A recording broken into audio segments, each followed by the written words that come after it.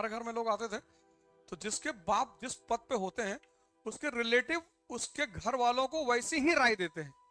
अगर तुम्हारे पिताजी बैंक के बाबू हैं फॉर एग्जाम्पल, और तुम्हारा रिश्तेदार तुम्हारे कोई घर आया जो डीएम उम है और तुमने उससे कहा कि मैं भी डीएम बनूंगा, तो वो जानते हो तुम्हारे घर वालों से क्या कहेगा? पहले तो आएगा ही नहीं, लेकिन अगर आ गया तो तुमसे ही कहेगा पहले बैंक बैंक दे लो, पहले थोड़ा बेस कुछ एक नौकरी हाथ में ले लो। डीएम उम की नौकरी ऐसे लगती नहीं है जल्दी।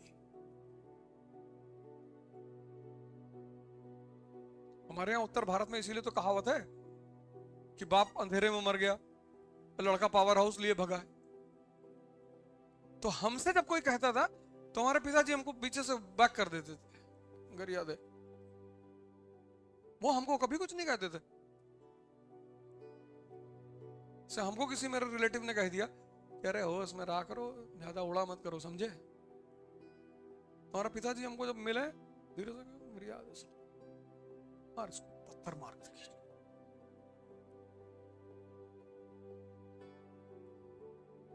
कोई चाहता नहीं कि तुम बड़ी बातें करो छोटे घर के होगे, क्योंकि अगर तुम बड़ी बातें करने लगे तो एक दिन तुम बड़े हो जाओगे।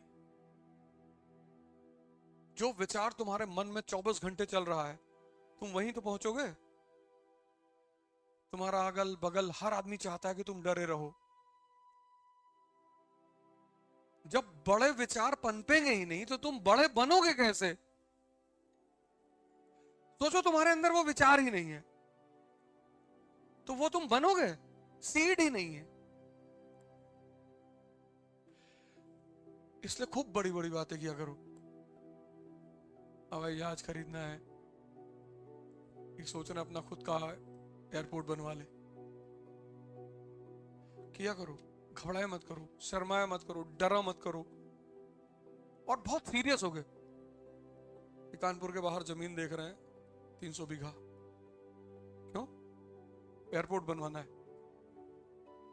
लोग हंसेंगे तुम्हारे ऊपर, हंसने दो, पर तुम्हारे अंदर धीरे धीरे धीरे धीरे बोलते बोलते बोलते बोलते वो सबकॉन्शियस में तुम्हारे बैठ जाएगी। उसका तुमको जीने नहीं देगी वो। अरे हमारे पास पैसा नहीं है, उत्साह तो है। और दुनिया की सारी लड़ाइयां उत्साह से जीती जाती हैं। इसलिए ये अमीर जो है ना, जिनके पास पैसे नहीं होते उनको गरीब कहते हैं, डिमोरलाइज करने के लिए। गरीब के बच्चे हो तुम भिखमंगे के बच्चे हो। हम कहे गरीब के बच्चे हैं, तुम्हारे पास हमसे पैसा ही तो ज्यादा है, और दौड़ा लेंगे हॉकी लेके तुमको, फिर क्या करोगे? चिट्ठी लिखेंगे गाली वाली, उसको अफ्रीका से पोस्ट कराएंगे, फिर तुम यही सब मेरी बातें जो है बहुत, ये बातें तुम्हें लगता होगा ये बहुत बड़ी बातें हैं। अपने जो तुम्हारा एक स्वाभिमान है ना, उसको हमेशा अपने साथ लेके चला करो। कोई तुमसे नहीं बात कर रहा, तुम्हारा रिश्तेदार है, डीजीपी है, नहीं बात कर, तुम भी मत बात करो, भगाओ। जब वो तुम्हारे पास उठ के आएगी, और भैया बबलू इतनी देर से सामने खड़े हो, आए नहीं, देख हम सोचे आप बिजी हैं, तो बदतमीजी नहीं करना है, लेकिन कहना है कि नहीं हमें लगा आप बिजी हैं तो हम इधर चुपचाप खड़े। देखना तुम्हारा इनर सेल्फ कितना मजबूत होता चला जाएगा, क्योंकि मदद तो तुम्हारी वही से भी कोई नहीं करेगा। और कभी कभी जब सामने वाले की बलि लेनी होती है तो उसको मौका दिया जाता है। कितना कमा लेती हो, मिर्जापुर चलो, देखो कैसे अखंडानंद उसको छूट दे रहा है। यहाँ पूछो पूछे और पूछ पूछ लिए, आइए बैठे। क्या जरूरत थी बड़े बड़े लोगों के साथ टहलने की? ना तुम शूटर हो, ना ठेकेदार हो, ना पूंजीपति हो। फर्जी किसी भी आदमी के साथ अनायास मत रहा करो, और राजाओं के साथ तो बिल्कुल मत रहा करो। कोई राज उनका जान जाओगे फिर तुम्हारी जिंदगी उनके लिए खतरा बन जाएगी। मैं देखा हूं बहुत लोगों को शौक है विधायक के साथ, मंत्री के साथ, मत रख, फालतू में क्यों रह रहे हो? अभी देखो 2-3 लोग मरे हैं। अभी एक भाई साहब कल विधायक के घर में फांसी लगा के मरे हैं। 15 दिन पहले लखनऊ में एक भाई साहब को गोली लग गई थी। इन्हीं लोग की गलती है। क्यों फालतू में जाते हो इन लोगों के साथ? क्या मतलब है? थोड़ा सा सामाजिक रुतबा बढ़ता है।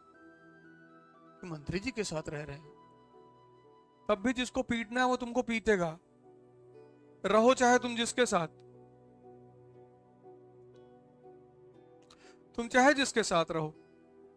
और क्या जरूरत है? चंद्रमा कभी मत बनना, दूसरे की रोशनी में कभी मत चमकना, कोई फायदा नहीं है। तो जहां जाते हैं मना करते हैं भैया सेल्फी ना लो ना लो, तब पर भी लोग मानते। इतना मैं उल्टा सीधा बोलता हूं। मैं बिंद्रा जी वाले प्रोग्राम में थे, वहां मंच से मैंने कहा सेल्फी मत लिया करो, बड़ा भिखमंगापन प्रतीत होता है।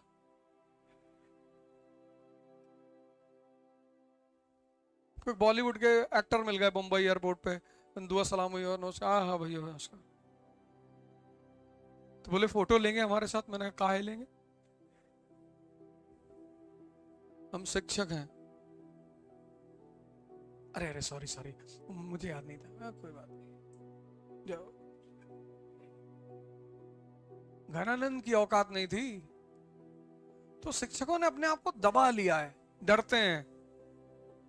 मंत्री, विधायक, नेता, कलेक्टर देख ले बाबू, हमको तो सब वैसे कहते हैं कि बदतमीज बहुत है मास्टर ये।